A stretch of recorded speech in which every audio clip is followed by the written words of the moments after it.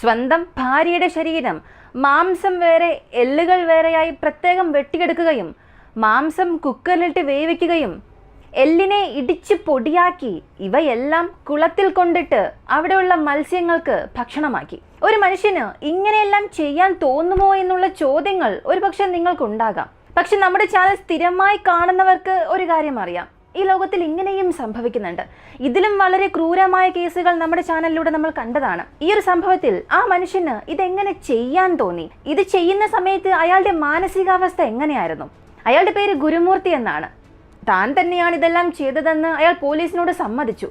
പക്ഷെ പിന്നീടാണ് ഈ കഥയിൽ വലിയൊരു വഴിത്തിരിവുണ്ടായത്. ഈ ഗുരുമൂർത്തി എന്ന മുൻ പട്ടാളക്കാരൻ സമ്മതിച്ചത് താൻ തന്റെ ഭാര്യയെ കൊന്ന് ചെറിയ ചെറിയ കഷ്ണങ്ങളാക്കി കുക്കറിൽ വേവിച്ച് അതിനെ ഡിസ്പോസ് ചെയ്തു എന്നവൻ പറഞ്ഞതെല്ലാം ശരിയല്ല, അത് കെട്ടിച്ചമച്ച കഥയാണ് എന്ന രീതിയിൽ പോലീസിന്റെ ഭാഗത്തു നിന്നും ഒരു വാർത്ത വന്നിട്ടുണ്ട്. ഇത് ഈ ഒരു കേസിനെ തന്നെ ഇപ്പോൾ തലകീഴാക്കി മാറ്റിയിട്ടുണ്ട്. കേസിന്റെ മൊത്തത്തിലുള്ള അന്വേഷണത്തെ തന്നെ അത് വലിയ തോതിൽ മാറ്റിമറിച്ചു. കുറ്റമെല്ലാം അവൻ സമ്മതിച്ച സ്ഥിതിക്ക് ഇങ്ങനൊരു ട്വിസ്റ്റ് എങ്ങനെയാണ് സംഭവിച്ചത്? കുറ്റസമ്മതം അവൻ നടത്തിയതിനു ശേഷവും പോലീസ് എന്തുകൊണ്ട് ഇങ്ങനെ പറഞ്ഞു? അങ്ങനെയാണെങ്കിൽ ഗുരുമൂർത്തി എന്തുകൊണ്ട് കള്ളം പറഞ്ഞു? ഇനി ഗുരുമൂർത്തി കള്ളം പറഞ്ഞത് തന്നെയാണോ? അല്ലെങ്കിൽ ഈ കൊലപാതകത്തിൽ ഇനി മറ്റാർക്കെങ്കിലും ബന്ധമുണ്ടോ? ഇപ്പോൾ ഈ ഒരു കേസിൽ എന്താണ് സംഭവിക്കുന്നത്?